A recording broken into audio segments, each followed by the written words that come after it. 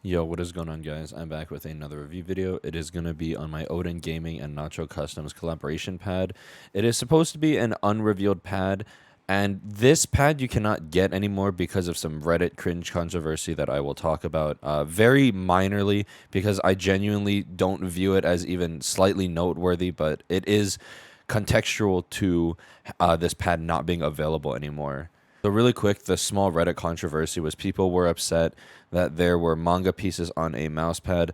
I didn't look any further because I deemed it as the dumbest thing I've ever heard in a very long time. If the pad looks nice and you want to try it, just fucking buy it. It's not a racist or sexist pad.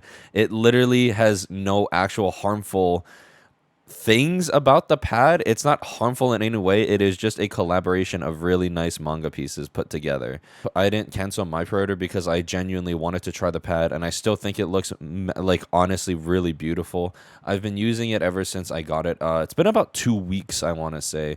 So I've had a lot of really good experiences with this pad. Not a whole lot of downsides, actually. There's only one downside, and that's because of the mouse feet I use. So the size is really nice. They size it in inches. I think it's because it's a US based company, but it is 36 inches by 18 inches, which rounds up to about 914 millimeters length and about 457 millimeters width. And although the length is definitely not something I do like, I honestly like, for all desk pads, I do think that 950 is the perfect like middle ground for most people, especially for desk pads, because it is short but it's not super long like 1,000 millimeters, but the depth is really nice. 450 is definitely like my normal, and it felt more than 450, and now I can see why. I didn't really do the calculations. I just could tell from seeing it that it is a lot deeper than a normal 450, which was really, really nice. Really quick, going over the art, it's just a bunch of manga pieces put together. I will probably have like a full picture of it as like the thumbnail, but it's just really pretty. Although my monitor is very close to me, so it's like around like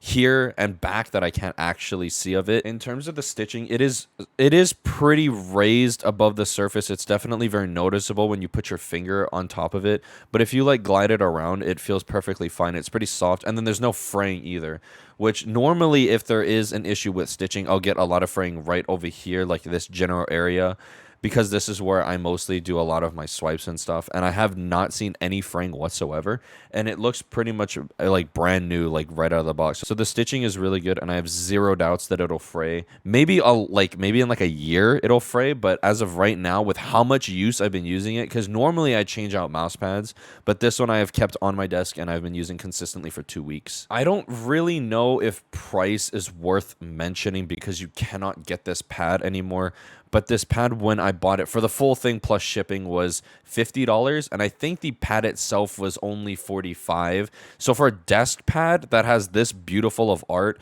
with this level of performance is perfectly fine for the price, honestly. Normally I pay a lot for my mouse pads, and to see this at like a total of $50 because, you know, shipping is going to be a little bit extra, it's perfectly fine to me. I have no like issues with the pricing of the pad itself. One thing I think that is really important to mention, because this is probably one of the pads that are super affected by the mouse feet that you use, especially the design.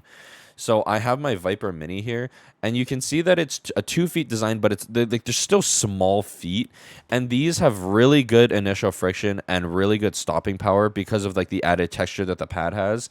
But if I use something like an XM1R with core pads, the feet are a lot thicker, so it feels like a control pad. It makes this pad feel like a GameSense radar, so I had to stop using that mouse. Even mice like my ZA13C, it feels really good, but it's not as low as initial friction as my Viper Mini. This is still going to have way more control and stopping power, so it really just depends on the type of feeling you want. If you want more control, then you can go with a 2 feet bigger mouse feeted design, or you can go with even something like a 4 feet design from a Starlight.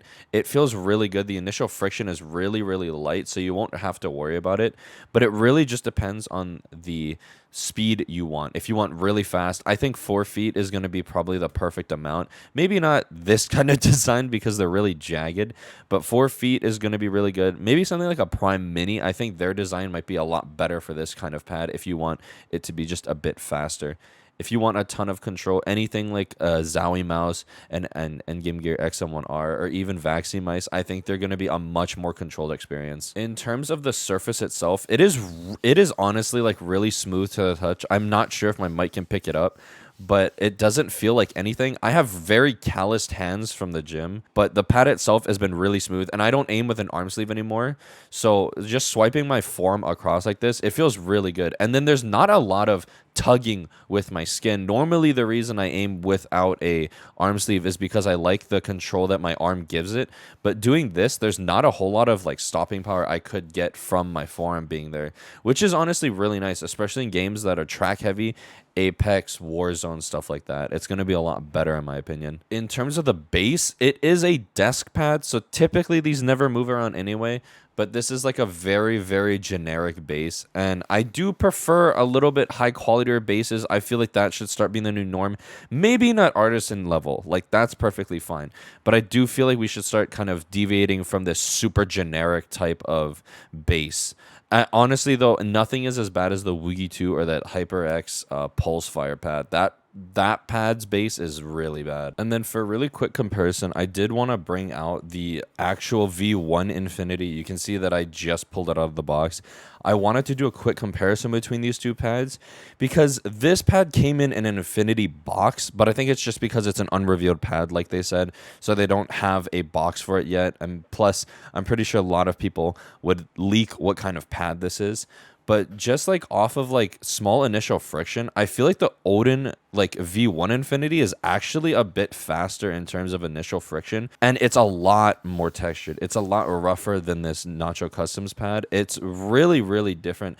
And I think the reason that this pad feels more controlled is the lack of texture. I found recently, I do feel like rougher pads actually give you a lot less stopping power and less initial friction. Not that it's uncontrollable, but I do feel like smoother pads that are slightly textured will give you a decent amount of initial friction, and then they'll give you a ton more stopping power than this pad would. Stitching is about the same. They're both pretty raised, actually. This pad is a lot more raised, but I think that's just to help with longevity, honestly. Would you really want this pad to start fraying within a year or even 2? So I feel like that is just like a longevity thing, and that's perfectly passable because I've never noticed it. This was the first day I actually have like tested the stitch edging. If I notice it while playing, then I usually bring it up as a really important point during the review. But if I just notice it during the review, then I don't really view that it's going to be a bad thing. But yeah, that pretty much is all for the review. I did just want to do like a really quick comparison. Like I said, the swipes and everything, it's a lot less controlled than something on like the actual NachoCustoms collaboration pad. I feel like this pad is a lot faster. So it's not really an Odin Infinity. It feels very similar though, where it's little initial friction but a lot more stopping power. That's really the biggest difference between these two. But yeah, that's pretty much all for my review today. I have a lot of stuff coming in. I have that wall hut pad. I actually really want to try that wall hut pad. He's been hyping it up on Twitter like crazy. I did actually use my girlfriend's Viper Mini, the only Viper Mini that matters, the Hello Kitty one. The only reason I'm using this is because I also got an M800 Pro. I've been seeing that a lot on Twitter too. So I do have a lot of stuff coming in for review. I just wanted to keep you guys in the loop. But yeah, that's pretty much all for the review, and I hope to see you on the next one. Peace. Commit, huh?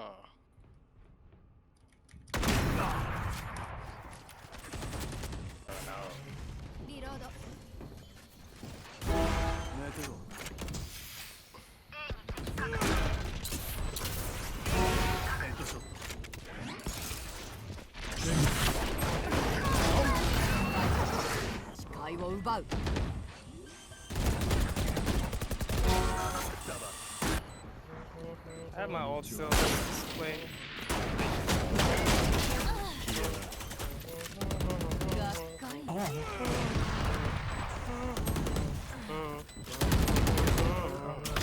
God damn, you walked in front of me.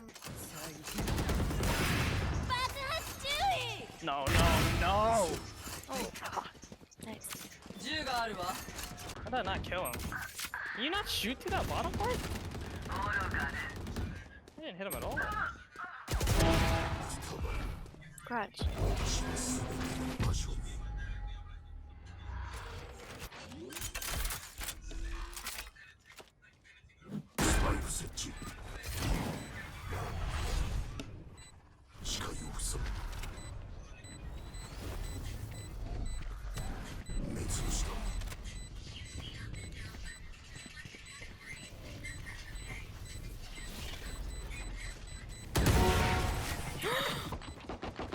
He was close, but...